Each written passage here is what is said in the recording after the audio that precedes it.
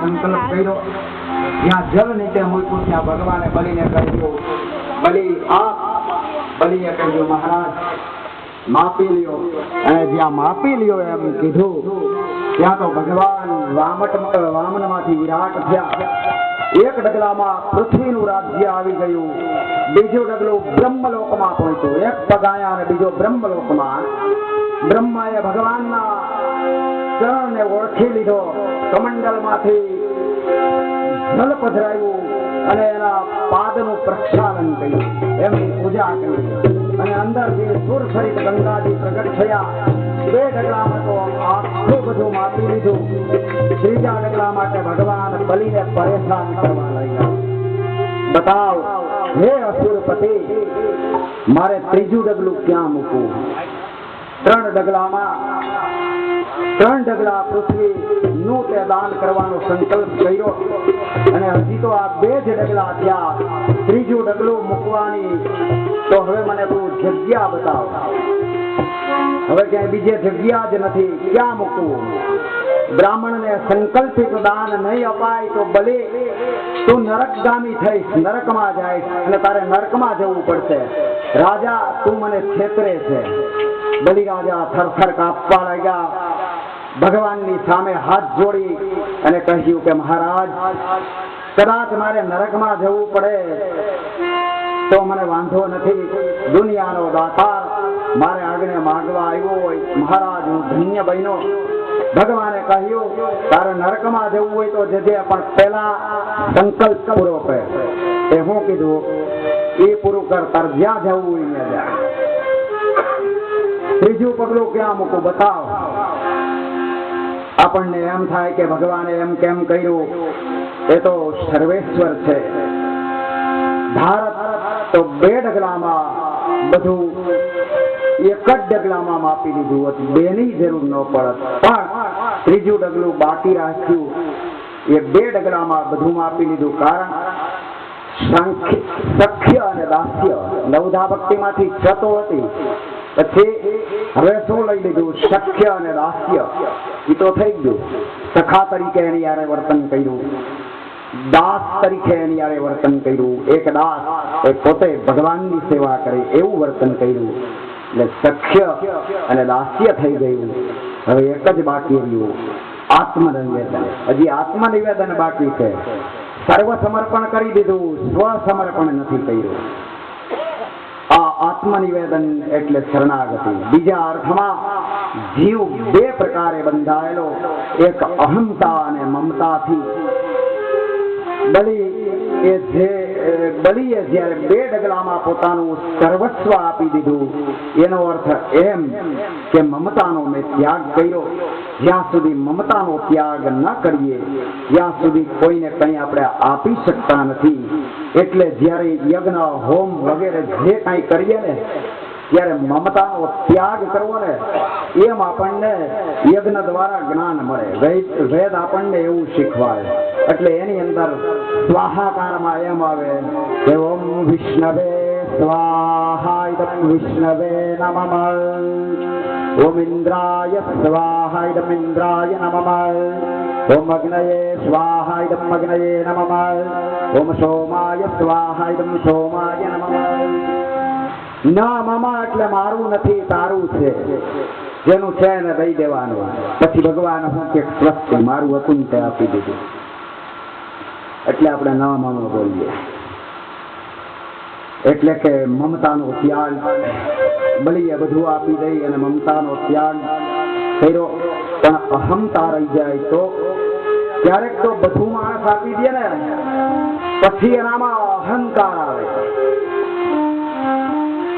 અને અહંતા વધારે પ્રબળ બને કે હું કેટલો મોટો દાન કરવા વાળો દાતા, મારા જેવું આ જગતની અંદર આ પૃથ્વી પર કોઈ દાતા નથી. એટલે અહંતાથી પતન થવાની સંભાવના રહે. એટલે અહંતા મારી શકે છે ભગવાનની પ્રતિજ્ઞાથી. નમે ભક્ત પ્રણશ્યતિ. તેથી ત્રીજું ડગલું બાકી રાખ્યું કે ભલે હવે તું સર્વ સમર્પણ કરી દે, એટલે અહંતા પણ જાય બલિએ સ્વયં સમર્પિત થયા, સ્વસમર્પણ કર્યું, શરણાગતિ સ્વીકારી તો અહંતાનો ત્યાગ થાય. સર્વ સમર્પણથી મમતા જાય, સ્વસમર્પણથી અહંતા. બધું ભગવાનને આપી દઈએ ને એટલે મમતા જતી રહે કે ભાઈ ભગવાનનું છે, ભગવાને દીધેલું છે, દઈ દીધું એટલે મમતા જતી રહી. પછી પોતાને આપી દીધો, સ્વયંનું સમર્પણ કરી દીધું એટલે અહંતા જતી રહી. બલિએ કહ્યું, મહારાજ એક કામ કરો, 2 ડગલામાં તો બધું લેવાઈ ગયું, પણ હું તો હજી બાકી છું ને. 3જા ડગલામાં હું પદમ તૃતીયમ કુરુશેષ્મી મે નિજમ. 3જા ડગલામાં પદમ તૃતીયમ કુરુશેષ્મી મે, તમારું 3જું ચરણ, તમારું ડગલું મારા મસ્તક ઉપર પધરાવો. હે ભગવાન, બલિ સ્વયં સમર્પિત થઈ ગયો એટલે અહંતાનો પણ ત્યાગ થઈ ગયો. ભગવાને પોતાના ભક્ત બલિની અહંતાને, મમતા બંનેને દૂર કરી. આ એક કાંકરે 2 પક્ષી મારવાની વાત હતી. સામાન્યતયા ભગવાન પરિત્રાણાય સાધુનામ વિનાશાય દુષ્કૃતમ એમ કહેવામાં આવે, પણ અહીં દેવોનું કાર્ય કરવા માટે આવ્યા તો બલિના ઉપર અનુગ્રહ કરવા માટે પધાર્યા છે. આયા તો એવા કોઈ દુષ્ટો નથી, દુષ્ટોનો સંહાર. બલિ જેવો કોઈ ઉત્તમ ભક્ત નથી. ભગવાનનું યજન કરે, વિષ્ણુનું યજન કરે. 3જું ચરણ ભગવાને બલિના મસ્તક ઉપર પધરાવી, બલિને પાતાળ સાંપ્યો. બલિ છે એ પાતાળ ગયો. ભવિષ્યમાં એ ઇન્દ્ર બનવાનો છે એટલે ચિરંજીવીનો શ્લોક આવે ને એની અંદર બલિનું નામ આવે.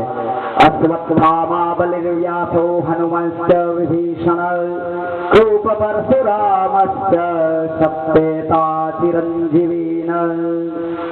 કૃપ પરશુરામશ્ચ, કૃપાચાર્ય, પરશુરામ, અશ્વત્થામા, બલિ, વિભીષણ આ બધા ચિરંજીવી છે. શું કામ કે ભવિષ્યનો ઇન્દ્ર એ થવાનો છે એટલે બલિ ચિરંજીવી છે. અને બલિ પાછળ એક દાન બીજું જોડાયેલું એ છે કે બલિએ આવું દાન કર્યું એટલે જ્યારે ક્ષેત્રપાલ અથવા તો આવાહિત સ્થાપિત દેવતા જે હોમ યજ્ઞ વગેરેની અંદર જેટલા દેવતાઓનું આવાહન કરવામાં આવ્યું હોય ને, પછી યજ્ઞની પૂર્ણાહુતિ સમયે એટલે ઉત્તર પૂજન હાલતું હોય ત્યારે છેલ્લે બધા હોમ થઈ જાય, 9 આહુતિ અપાઈ જાય, પછી બલિદાન દેવામાં આવે. એમાં 10 દિગ્પાલ હોય, બાકી જેટલા દેવતા આવ્યા હોય એને બલિદાન દે. એમાં દાન દેવું એમ ન બોલે, બલિદાન દેવાનું દરેક જગ્યાએ. પછી પશુનું બલિ દેતા હોય, ગમે એ બલિ દેતા હોય. અહીંયા યજ્ઞની અંદર તો કે ભાઈ માંસ એટલે માંસ નહીં, પણ કળિયુગની અંદર અથવા તો સંસ્કૃત ભાષામાં માંસ એટલે અડદ, તો અડદનું બલિદાન દેતા હોય. જે બલિદાન આપે એ પણ ઉલ્લેખ બલિનો કરવામાં આવે. બલિ એની યારે જોડાયેલો. શું કામે કે આના જેવો જગતની અંદર મહાન કોઈ દાતા નથી થયો, એટલે દાન આપવું છે તો કેવું, તો કે બલિદાન આપવું છે.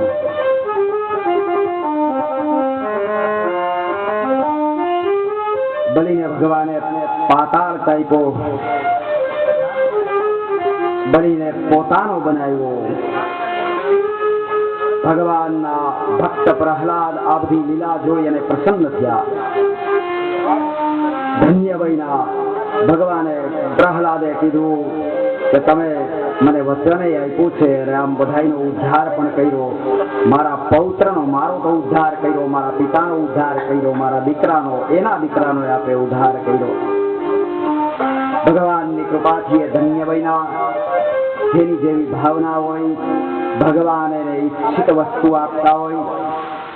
બલિની કામના ઇન્દ્ર થવાની છે એટલે એને બલિને પાતાળની અંદર રાખ્યો. ત્યાર પછી ભગવાન છે એ પોતે બંધા છે, બલિ બંધનમાં નથી આવ્યો.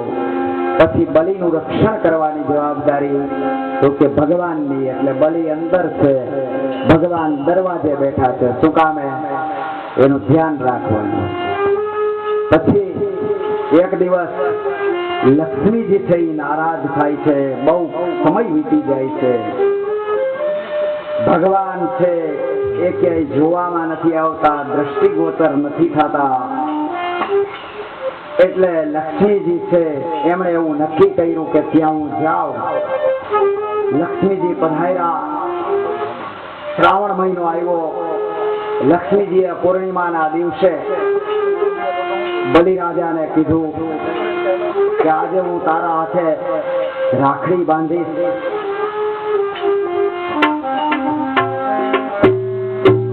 લક્ષ્મીજીએ રાખડી બાંધી. બલિરાજા પ્રણામ કરે છે. મારે બેનને હવે કંઈક આપવું જોઈએ. બલિરાજાએ માતાજીને કહ્યું કે બોલો, જે કાંઈ તમારી ઈચ્છા હોય તમે કયો, હું આપવા તૈયાર છું. લક્ષ્મીજીએ એમ કીધું કે વૈકુંઠમાં તો બધું છે જ, કાંઈ ઘટતું નથી, પણ આ તારો નોકર છે ને ઈ તું મને આપી દે. એના વગર બધું સૂનું છે. બાકી તો ત્યાં કોઈ વસ્તુની જરૂરિયાત જ નથી. એક જ વસ્તુની ખામી છે, એક જ વસ્તુ ઘટે. કઈ તો કે આ તારો નોકર, ઈ તું મને આપ. બલિરાજાને આપી.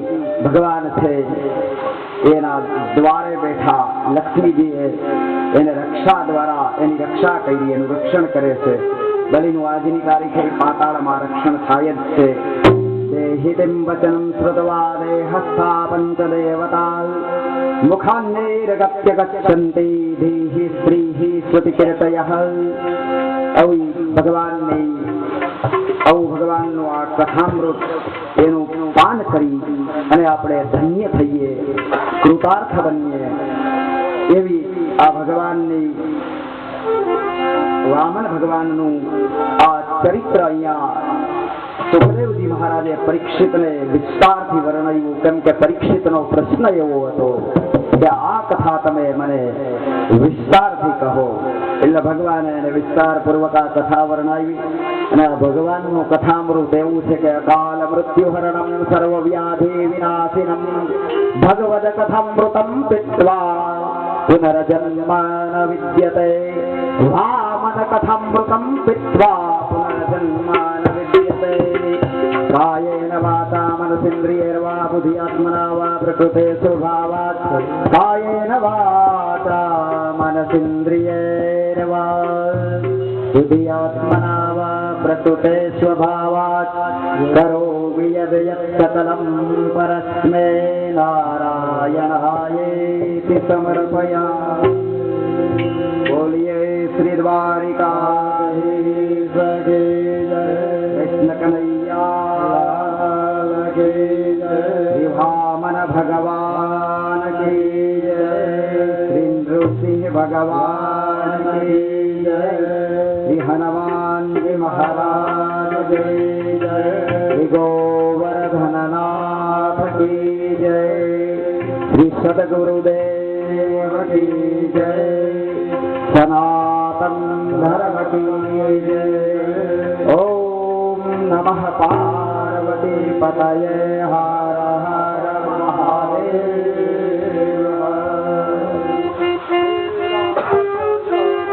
ચલો કટોરિયા પરિવાર આવી જાઓ. ગોવિંદ ગોવિંદ ગોપાલા ભજ ગોવિંદ ગોવિંદ ગોપાલા ભજ ગોવિંદ ગોવિંદ ગોપાલા ભજ ગોવિંદ ગોવિંદ ગોપાલા ભજ મુરલી મનોહર નંદલાલા ભજ મુરલી મનોહર નંદલાલા ભજ મુરલી મનોહર નંદલાલા ભજ મુરલી મનોહર નંદલાલા ભજ ગોવિંદ ગોવિંદ ગોપાલા ભજ ગોવિંદ ગોવિંદ ગોપાલા ભજ ગોવિંદ ગોવિંદ ગોપાલા ભજ ગોવિંદ ગોવિંદ ગોપાલા ભજ મુરલી મનોહર નંદલાલા ભજ મુરલી મનોહર નંદલાલા ભજ મુરલી મનોહર નંદલાલા ભજ મુરલી મનોહર નંદલાલા ભજ ગોવિંદ ગોવિંદ ગોપાલા